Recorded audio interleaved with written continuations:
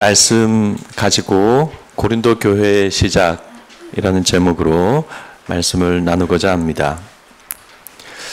여러분과 저는 지금 매주 말씀의 여정을 떠나고 있습니다. 처음에 제가 하나님의 도우심으로 교회를 시작하고 저는 다른 여느 목사님들처럼 매주 다른 성경 본문으로 말씀을 준비했습니다. 그러다가 하루는 이런 생각을 했습니다. 이렇게 매주 다른 성경 말씀으로 준비하는 것도 좋지만 성경을 권별로 정해서 한 권씩 설교하면 더 좋지 않겠나 그런 생각을 했습니다. 우리 교회는 작아서 목회를 위한 설교도 필요하지 않고 일부러 은혜를 끼칠 필요도 없고 그리고 우선 나부터 성경이 너무 궁금하고 급하니까 그래 설교한다 생각하지 말고 성경 말씀 자체를 매주 알아가도록 하자 그런 마음을 먹었습니다. 그래서 2017년 1월부터 매주 그렇게 말씀을 준비하기 시작했습니다. 첫 번째 성경은 로마서였습니다. 로마서는 자타가 공인하는 신약 성경의 중심이죠. 어떤 분이 로마서에 대해 이런 말을 한 것이 늘 제 마음에 남아 있었습니다. 로마서는 신약 성경 안에서 진주와 같은 말씀이다. 그리고 로마서 8장은 그 진주 중에서도 흑진주와 같은 말씀이다. 그래서 저는 오래전부터 로마서 말씀이 얼마나 진주와 같은 말씀인지 살펴보고 싶었습니다. 그래서 1년 정도 로마서 말씀을 보면서 복음이 무엇인지, 구원이 무엇인지 많이 깨닫게 되었습니다. 두 번째로 선택한 성경은 요한계시록이었습니다. 요한계시록은 우리 모두가 궁금해하는 말씀이죠. 저는 청년 시절에 요한계시록 1장 3절 말씀을 밤에 혼자 읽다가 가슴이 두근거렸던 기억이 있었습니다. 이 예언의 말씀을 읽는 자와 듣는 자와 그 가운데 기록한 것을 지키는 자들이 복이 있나니 때가 가까움이라. 이 말씀을 읽을 때 아니 이렇게 지금 때가 가깝다고 말씀하시는데 나는 이 말씀을 제대로 모르니 이거 정말 큰일 아닌가 그런 생각을 했습니다. 그래서 로마서 다음으로 요한계시록 말씀을 살펴보게 되었습니다. 예전에 우리 선조들이 유학을 공부할 때 처음에 천자문을 떼고 그 다음에 명심보감을 떼고 그 다음에 소학을 떼고 그 다음에 사서삼경이라고 하는 대학과 논어, 맹자, 중용 그리고 시서역 그리고 마지막으로 예기와 춘추를 공부를 하였죠. 그래서 마치 그런 것처럼 성경을 한 권씩 떼는 그런 의미가 있었습니다. 로마서와 요한계시록을 떼고 이제 급한 불을 끈 다음에 그 다음으로 자연스럽게 다가온 말씀은 복음서 말씀이었습니다. 그렇죠. 우리는 무엇보다도 예수님의 말씀을 잘 알아야 하는 사람들입니다.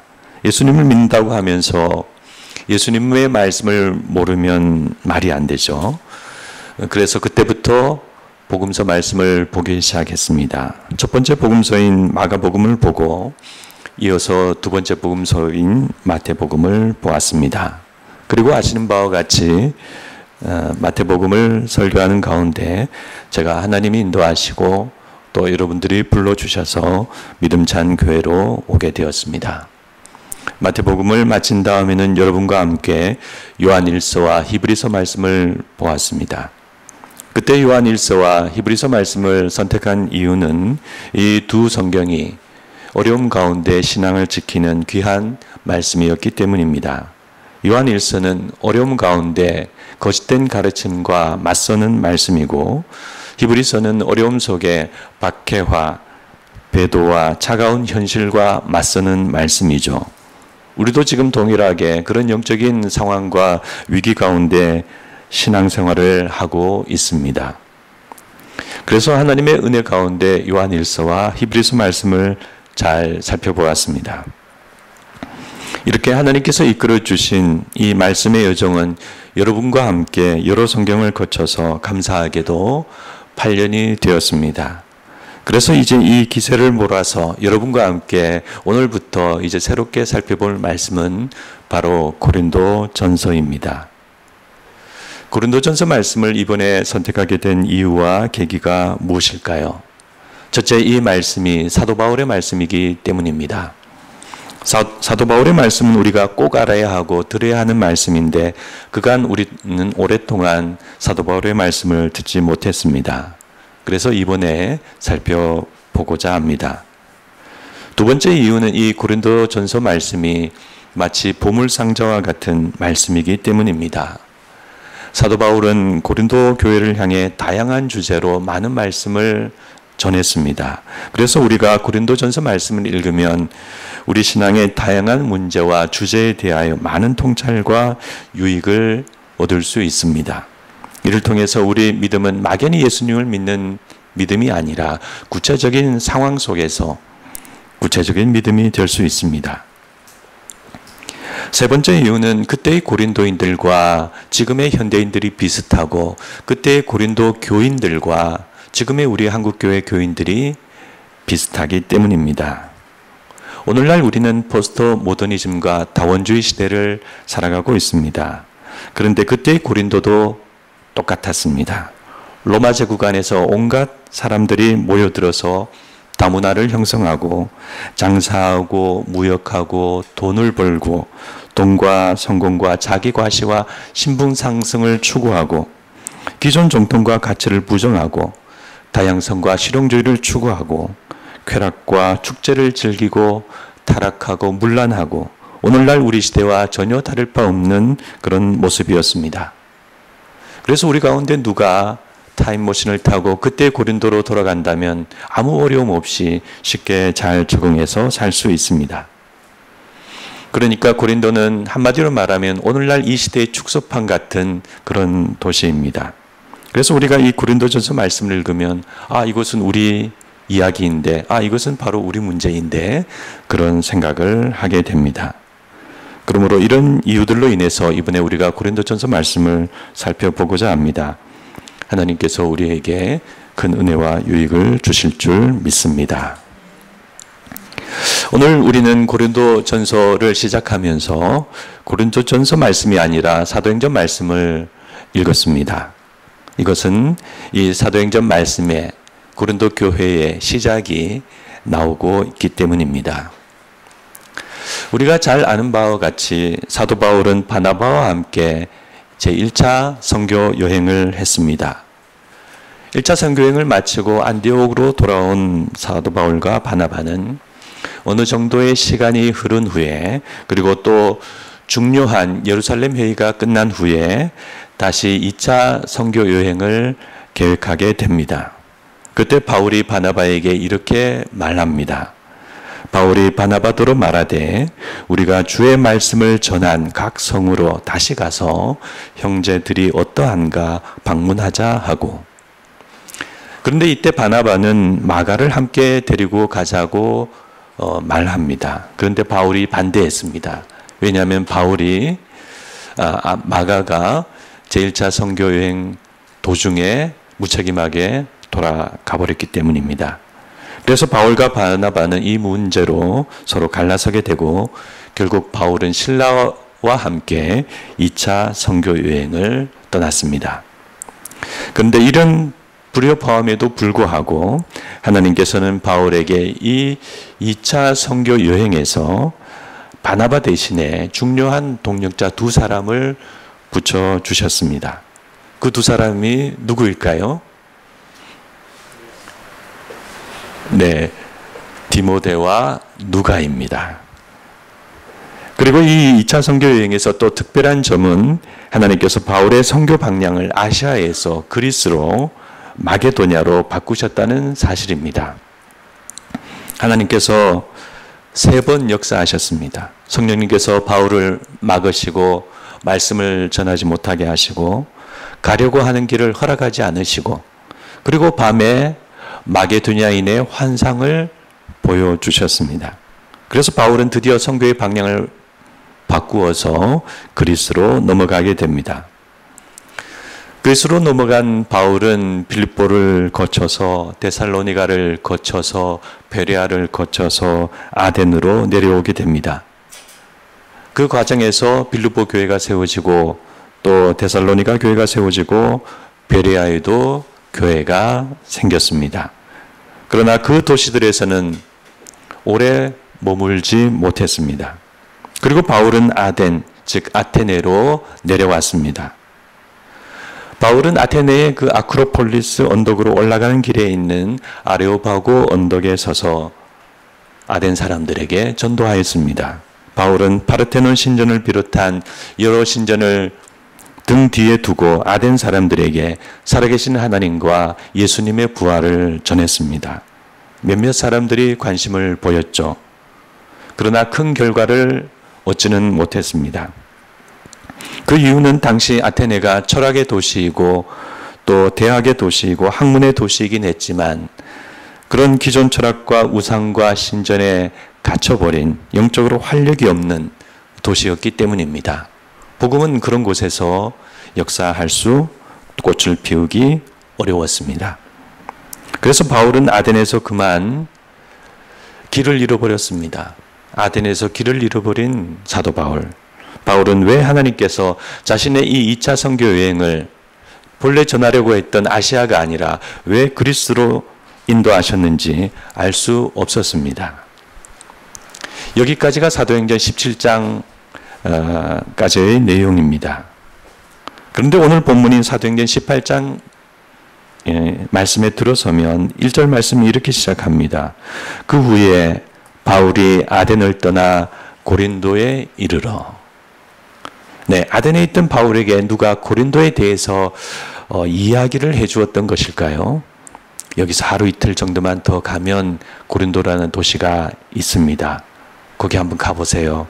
그곳은 요즘 새로 뜨는 도시이고 또 활발한 도시이고 유대인들도 많이 있어서 거기 사람들은 혹 복음의 말씀을 들을지도 모릅니다. 네, 이것은 뭐 제가 한번 상상해 본 것인데 아마도 바울은 이미 고린도에 대해서 알고 있었을 것 같습니다. 로마를 모를 수 없듯이 당시에 고린도를 모를 수가 없죠. 그래서 바울은 아직 디모데와 실라가 아덴에 오지 않았지만 혼자서 고린도를 향해 나아갔습니다. 지금은 아테네에서 고린도까지 차로 1시간이면 갈 수 있는데 그때는 이틀 정도 걸어서 고린도에 도착했을 것입니다. 고린도에 도착한 바울은 고린도 성을 쭉 둘러보게 됩니다. 고린도 성은 뒤로 600m 정도의 그 큰 산을 배경으로 앞에 레카이온 항구를 가지고 있고 그리고 오른쪽 6km 되는 곳에 갱그레아 항구를 가지고 있었습니다. 이 레카이온 항구에서는 이탈리아에서 온 배들이 북적이고 있고 또 갱그레아 항구에서는 소아시아에서 온 배들이 북적이고 있었죠. 또 많은 배들이 그 펠로폰네소스 반도 바깥의 깊은 바다를 둘러서 가지 않으려고 레카이온에서 갱그레아까지 육상으로 배를 밀어서 옮기기도 했습니다. 지금은 거기에 19세기에 운하가 만들어져 있습니다. 그래서 고린도는 그렇게 상업과 무역과 사람들로 북적이는 도시였습니다. 지금 고린도에 가면 그냥 인구 한 4만 정도의 작은 관광 소도시에 불과하지만 그때 고린도는 약 9만 명의 인구가 있었던 아주 큰 도시였습니다. 그때 인구를 감안하면 매우 큰 도시였죠. 로마 제국은 고린도를 BC 146년에 정복하고 파괴했는데 이 장소의 중요성을 다시 한번 인식하고 BC 44년에 그 도시를 재건하게 됩니다. 그래서 새로 태어나서 성장하고 있던 고린도는 신선한 활력이 도시 전체에 넘쳐 흐르고 있었습니다. 이런 고린도성을 둘러보던 바울은 어떤 생각과 어떤 영적인 느낌을 받았을까요? 네, 뭔가 열려있고 영적으로 가능성이 있는 도시가 아닌가 그런 생각을 했을 것 같습니다. 그래서 바울은 하나님께서 이번 2차 선교 유행에서 나를 결국 이곳으로 인도하시기 위해 나를 이곳으로 부르신 것이 아닌가 그런 생각을 했을 것 같습니다. 바울은 늘 하던 대로 먼저 유대인들의 회당을 찾아갔습니다. 거기서 바울은 하나님 말씀에 붙잡혀 유대인들에게 예수는 그리스도, 즉 메시아라고 전했습니다. 그러나 유대인들은 바울의 말을 받아들이지 않았고 오히려 비방하고 대적했습니다. 그래서 바울은 자신의 옷을 털어버리고 유대인들에 대한 선교를 포기합니다. 대신 이곳에 있는 많은 이방인들에게 하나님의 복음을 전해야 되겠다 마음을 먹습니다. 그런데 그날 밤 하나님께서 바울에게 나타나셔서 이렇게 말씀하셨습니다. 두려워하지 말며 침묵하지 말고 말하라. 이 성중에 내 백성이 많음이라. 그래서 바울은 이제 하나님의 뜻을 확신하게 되었습니다. 하나님께서 이 도시 이방인들을 위해 자신을 이곳으로 부르신 것입니다. 그래서 바울은 거기서 1년 6개월을 머무르면서 복음을 전하고 교회를 세웠습니다. 이때가 AD 50년에서 51년경 추정됩니다. 한편 하나님께서 바울을 고린도에서 1년 6개월을 머물며 선교할 수 있도록 좋은 동력자를 만나게 해주셨습니다. 네, 하나님께서는 항상 그렇게 역사하십니다. 그 사람이 바로 브리스길라와 아굴라 유대인 부부입니다. 이분들은 얼마 전 로마에서 왔고 이미 예수님을 믿는 유대인이었습니다. AD 49년 로마의 그 황제가 유대인 추방령을 내렸죠. 그래서 로마에서 그 부부가 고린도로 오게 되었습니다. 그러니까 바울이 오기 1년 전에 거기 와서 이미 자리를 잡고 있었습니다. 바울은 이 부부와 함께 살며 평일에는 일을 하며 거기서 복음을 전했는데 천막도 만들고 차양도 만들고 배돛도 만들고 샌들도 만들고 허리띠도 만들고 그때 고린도에는 큰 길을 따라 양쪽에 작은 가게들이 많이 늘어서 있었습니다. 1층은 영업장이고 2층은 방이 있는 그런 가게였죠. 그래서 2층은 아마도 브리스길라와 아굴라 부부가 사용하고 바울은 1층 가게 한쪽에서 잠을 자지 않았을까, 그렇게 생활하지 않았을까 추정됩니다. 그러면서 바울은 사람을 만나고 강론도 하고 그렇게 하나님의 말씀과 복음을 전했습니다. 당시 그리스의 소피스트들과 선생들과 연사들은 바울과 같이 그런 험한 일을 하지 않았습니다.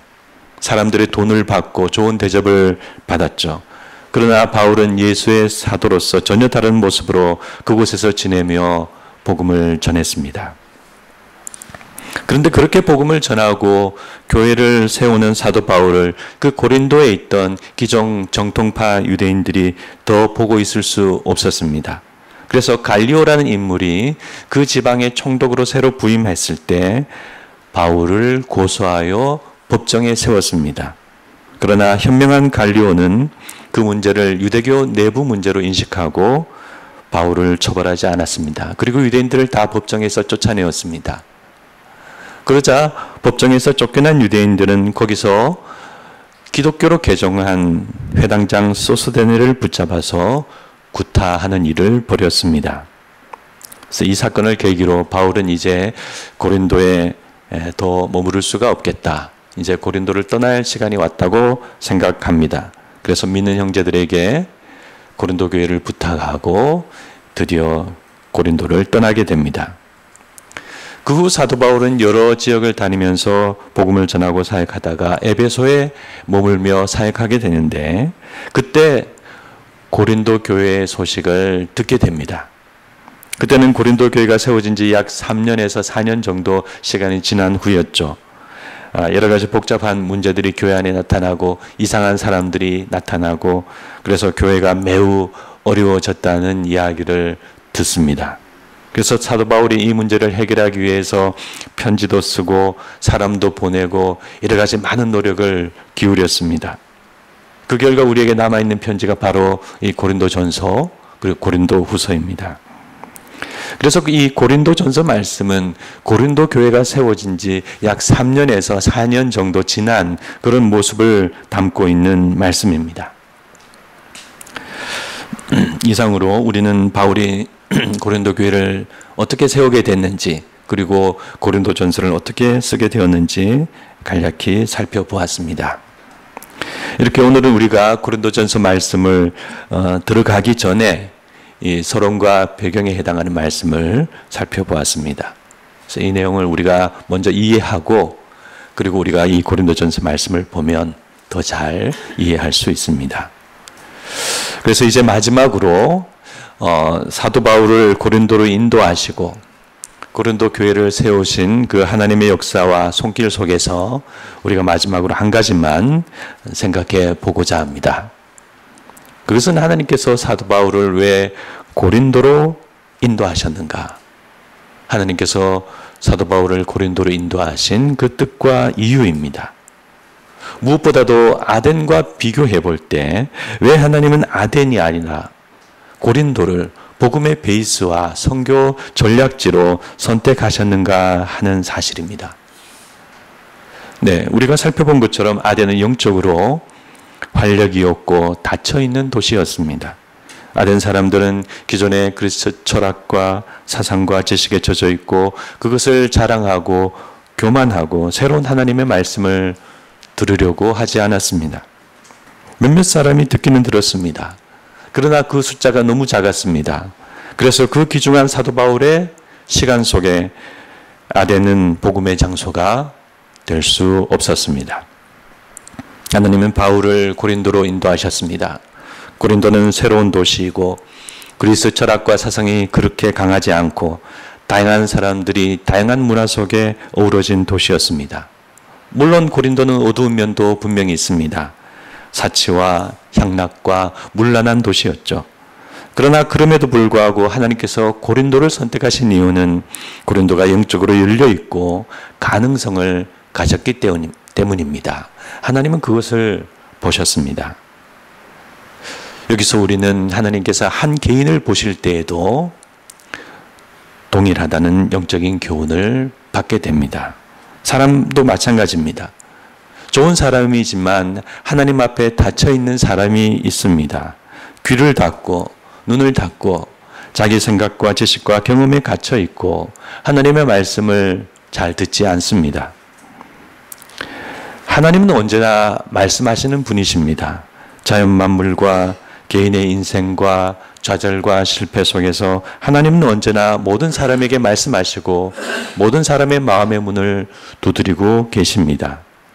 그러나 그때의 사람들이 각종 우상과 철학과 신정과 일과 매일매일의 삶에 사로잡혀 있었던 것처럼 오늘의 이 우리 사람들도 이 시대의 철학과 지식과 트렌드와 핸드폰과 매일매일의 삶에 깊이 사로잡혀 있습니다. 대부분의 사람들은 영적으로 다 닫혀 있습니다. 똑똑하지만 영적으로 다 닫혀 있습니다. 찾아야 할 것은 없다고 생각하고 우리가 죽으면 그만이라고 생각합니다. 그리고 종교나 교회의 잘못된 것만 보고 이야기합니다. 그래서 오늘날 이 많은 사람들도 그때의 아덴 사람들과 다를 바가 없습니다. 하나님은 그렇게 마음과 생각이 닫혀 있고 관심이 없는 아덴 사람들에게 복음의 기회를 주시지 않으셨습니다. 복음은 역사할 수 있는 곳에서 역사하고 그렇게 복음은 역사가 일어나지 않는 곳에서 복음은 역사할 수 없습니다. 그래서 하나님은 은혜를 거두십니다. 하나님은 준비된 사람을 만나시고 하나님을 만나고자 하는 사람을 만나 주십니다. 그러므로 우리는 이와 같은 복음의 역사 속에서 이와 같은 하나님의 행하심을 우리가 잘 유념해야 하고 경각심과 교훈을 받아야 합니다. 우리는 지금 구원의 과정 가운데 있는 신자들입니다. 우리는 지금 계속 하나님의 말씀을 들으며 영적으로 성장하고 있는 신자들입니다. 우리는 구원을 받았지만 동시에 구원을 받아가고 있는 사람들입니다. 그래서 우리는 이 구원의 시간 속에 영적으로 아덴 사람이 되어서는 안 됩니다. 내가 30년을 예수 믿었는데 40년을 예수 믿었는데 모르는 말씀이 없고 안 들은 설교가 없고 하나님도 다 알고 무엇보다도 난 이미 구원받았다. 그렇게 영적으로 다친 사람이 되면 안 됩니다. 목사님들 중에도 그런 분들이 있습니다. 하나님과 성경 말씀과 구원과 영적인 세계와 성령님의 역사에 대해 마치 다 아는 것처럼 그렇게 말하는 분들이 있습니다. 그런 목사님들은 그런 신자를 만듭니다. 하나님의 말씀을 새롭게 듣지 못하고 자기 생각과 자기 신앙으로 굳어져 있는 분들, 그런 분들은 구원의 시간이 중단되고 하나님의 말씀에 새로운 역사가 나타나지 못합니다. 그래서 그런 분들은 결국 넘어지고 맙니다. 하나님에게 등을 돌리고 하나님이 역사하실 수 없고 하나님도 중단하시기 때문입니다. 최근에 그간 공격적이고 적극적인 해외 선교를 하던 한 선교단체의 소식이 들리고 있습니다. 많은 사람들이 그 단체를 떠나고 있다고 합니다. 그 단체의 대표가 그 선교의 많은 재산을 자신의 개인 명의로 해 놓았다는 것입니다. 의혹이 사실이라면 그간 뜨거운 가슴으로 선교하던 그분이 왜 그렇게 변했을까요? 영적으로 그 이유는 단순합니다. 하나님의 말씀을 새롭게 듣지 않고 하나님의 역사가 중단되고 하나님이 떠나셨기 때문입니다. 그래서 그것을 보고 사람들도 떠나고 있습니다. 마음이 부유하고 교만하고 우리가 자만하면 하나님의 말씀이 더 이상 들리지 않습니다. 나는 언제나 옳다고 생각하고 이미 다 구원받았다고 생각하면 하나님의 말씀이 들리지 않습니다. 그러나 우물가의 여인처럼 문제가 많고 죄가 많아도 하나님을 찾는 영적인 사람이 되면 하나님의 말씀을 듣습니다. 맞으면 맞다고 하고 아니면 아니라고 하고 달면 달다고 하고 쓰면 쓰다고 하는 영적으로 정직한 사람은 하나님께서 주시는 복음의 기회 속에 하나님의 말씀을 듣고 하나님께로 나옵니다. 그러므로 우리는 비록 문제가 많고 죄가 있어도 영적으로 고린도 사람이 되어야 하겠습니다. 베드로처럼 실수하고 넘어지더라도 고린도처럼 영적인 가능성이 있는 사람은 하나님의 말씀을 듣고 자랍니다. 하나님도 그런 사람을 사랑하시고 구원의 은혜를 베푸시는 것입니다.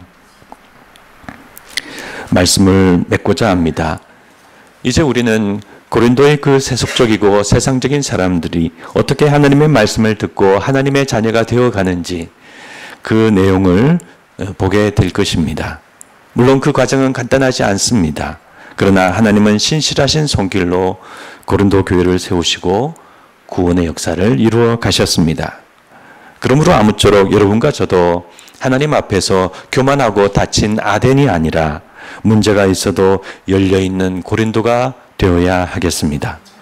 그러면 고린도 교회를 세우신 하나님께서 고린도 같은 우리 위에도 예수의 교회를 세우시고 인도해 주실 줄 믿습니다. 우리 같이 한번 기도하도록 하겠습니다.